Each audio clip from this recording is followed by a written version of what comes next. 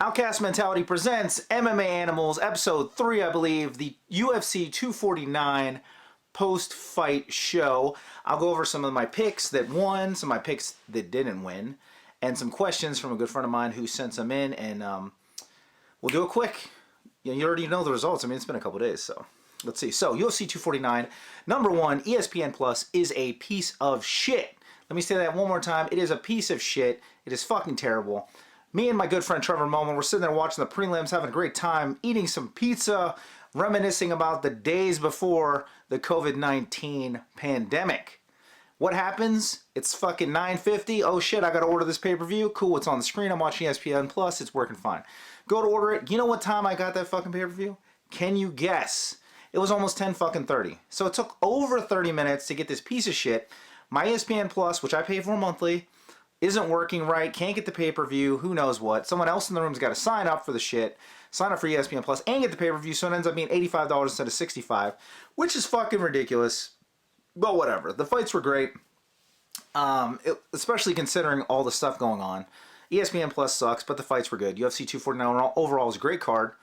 Now, number one, if you didn't watch the fights, or you just read the results, you don't understand things like there's no audience. So there was a UFC in Brazil before with no audience, right when this first started happening. And then this one had no audience. But these were a lot bigger matches, so it was very strange. If you've trained or done anything like that, you know when you're in the gym and people are like moaning or hurt or like, ugh, getting choked, you hear that legit while the people are fighting. So it is very strange. Almost uncomfortable in a way. It's a very visceral experience hearing people being choked. You know, like the one guy, one guy got stuck in a really tight arm triangle. It was very weird because you heard him like heaving, where usually you wouldn't hear that, obviously, because there's an audience. And the cornermen are very loud.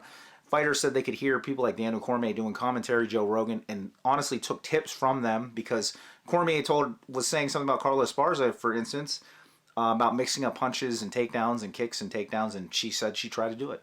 So very strange, but the fights were good. It was nice to be back to some semblance of normality as far as watching some fights with a good friend of mine who I usually watch fights with and eating pizza, which we always do. So that was exciting. ESPN Plus, did I say that? It sucks. You suck. Fucking horrible. But fights were great. Give it up to the fighters for going out there, putting their lives on the line, not only fighting in a cage, but also fighting during a weird pandemic, leaving their families. And number 2, since I was at number 1, I'll go to number 2. Jakar, my man, Ronaldo Jakar Souza. He tested positive for COVID-19, coronavirus, whatever you call it. Him and his teammates, or the staff, I'm fucking drawing a blank here. His cornermen, they all had it, so he couldn't fight versus Uriah Hall. So shitty for Uriah Hall, shitty for Jakar too, because he said he was just trying to fight to pay his mortgage. Horrible shit. Guy's a fucking world champion jiu-jitsu player. He's a world champion MMA guy, and he's got to worry about fighting in a fucking global pandemic to pay his mortgage. Horrible. Give some online lessons. I'll take them. I'm ready to throw down some money, Jakar, to help your ass out. So that was terrible. But as far as the fights go, we're just going to go over some of my picks. I picked my man Justin Gaethje. Guess what? He smashed Tony Ferguson in 5 rounds. TKO stoppage. They stop it because Tony's getting a fucking beating. Now, here's the thing. Gaethje is a fucking monster. He always has been. The problem was before is his game planning wasn't the best. He would take too much damage. Now he doesn't take as much damage. He has full power, 100% smashing power, both hands, 4 or 5 rounds, and his cardio outlasts anybody. That is why he will win almost against anyone, including Khabib, which should be the next fight. Ferguson, amazing, but he went against a fucking buzzsaw and got fucking chopped to pieces. It just is what it is. Ferguson's a Hall of Famer, but his face got mangled. He had no answer, no wrestling, nothing to counteract. So you're just going against a fucking insane person with insane cardio who hits like a fucking ton of bricks and never runs out of energy. And that's why Ferguson ended up with a broken orbital, got his face destroyed, had to go to the hospital. Because that's what happens. You go against a buzzsaw, you're going to get buzzed in half. That's just life. So my pick there was right. Next, we're going to go to Cejudo versus Cruz. Cejudo, also a mini buzzsaw, small guy, fucking big heart, fights like a lion, annihilates Cruz, 2 rounds, end of the 2nd round, they got to stop it. Cruz eats 12 unanswered punches, I believe, after eating a big knee to the jaw. So Cruz, To me, he didn't look that great, but he's been out for a while. You know, the guy still steps in against elite competition. Did he deserve the fight? Probably not. And it showed in a way, but I mean, he could still hang. But Cejudo was way out of his league. Beat his fucking ass. Very hard leg kicks the whole time. Slowed Cruz down. Cruz has the awkward style of always moving. He got shut down.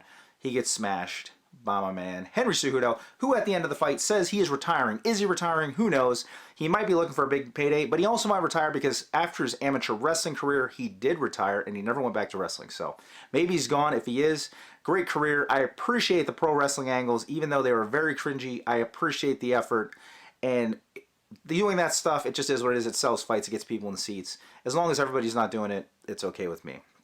Cruz, get your shit together. Get back in the commentating booth.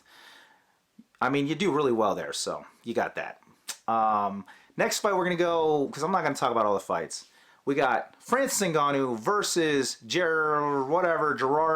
Oh, my God. The Rosenstruck guy, another African native and kickboxing specialist who had over 80 kickboxing fights going into this. So you got Rosenstruck versus Ngannou, two heavyweight titans fighting to see who is going to come out on top and possibly fight for the championship. And my man Francis Ngannou, which I fucking called, with the smashing machine effort, total annihilation, puts Rosenstruck to sleep within a minute, I believe. Now, if you watch Ngannou fight, for a guy who is always hitting pads with Dewey Cooper, you know, this is like a top kickboxer.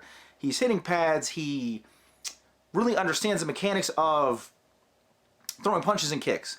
When you see him fight, he fights like a straight wild redneck dude at a bar in Northeast Ohio after, you know, last call. He fights like a straight berserker who's eaten too many wings at BW3s and got in a fight with his girlfriend before, you know. He's had too many beers and he's going to fucking take it out on someone in the Walmart parking lot. That's just how it is. He fights like a madman, a true berserker. So he's throwing wild punches from all different angles. And the thing that's crazy and the thing that is why he's so effective is because when Ngannou lands, you go to sleep. And the thing is, he's going to land. Now, people say, oh, well, he didn't knock out Stipe when they fought for the heavyweight championship. That was not the same Ngannou. After that fight, he fought Derek Lewis. He looked like shit. Since then, he's putting everyone to sleep. Been in the octagon maybe 2 minutes for the last 4 fights. Everybody goes to sleep. Everybody's dying. So that's the thing. Rosenstruck out fucking cold within a minute. Looked like you had to fucking call the corner. Dude was destroyed. Ended up, I saw a picture after they were like shaking hands. I mean, great sportsmanship. Shout out to Ngannou. He's pissed off. He wants the championship fight. Stipe Miocic has been out with an injury, and now because of the pandemic, he's a firefighter. He's battling, you know, fires, fucking helping people out and shit. He's a fucking hero. But he can't fight. And it's been almost a year. Or it's been a year. Something like that. He fights basically, I believe, every 16 months is the average since he's got the championship. So, Cormier is supposed to fight Stipe for the trilogy match, the last match, and be done and walk away, retire from MMA. But, is Stipe going to fight him soon? Ngannou doesn't want to sit out a fucking whole other year. It's May. He's like, I don't want to sit out till 2021. Who knows when? So who knows? There's rumors that Stipe could be stripped of the title and then Cormier and Ngannou would fight. So for the title, they don't want to fight for the interim title. So they don't want Dana White to make an interim title that they would fight for.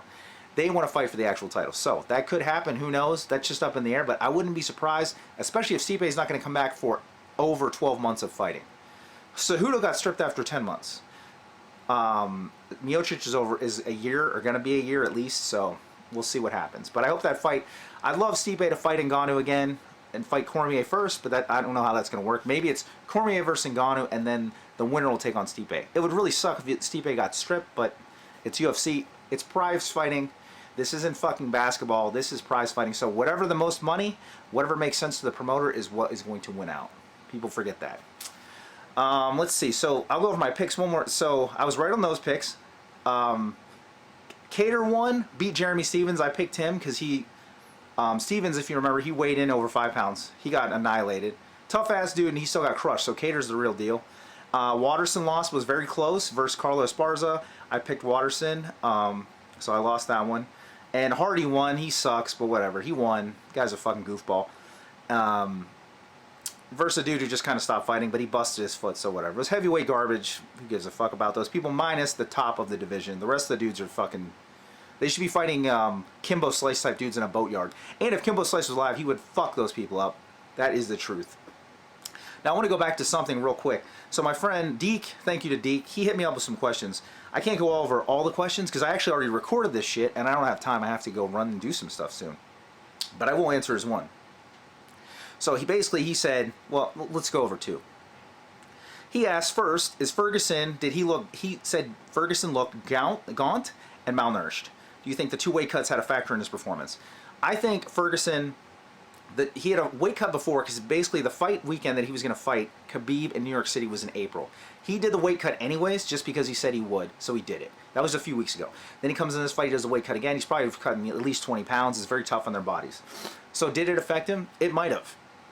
But here's the thing. Even if it didn't, it's a fucking buzzsaw that he had to fight. Like a chainsaw, a fucking Jason Voorhees. It's a fucking catastrophe you got to go against. You're going against, you know, just a man who is a fucking Terminator, you know what I mean? And that's Justin Gaethje. Like, he's coming at you, and unless you put him away, he's not going to stop. He's coming at you, and he's going to try to kill you.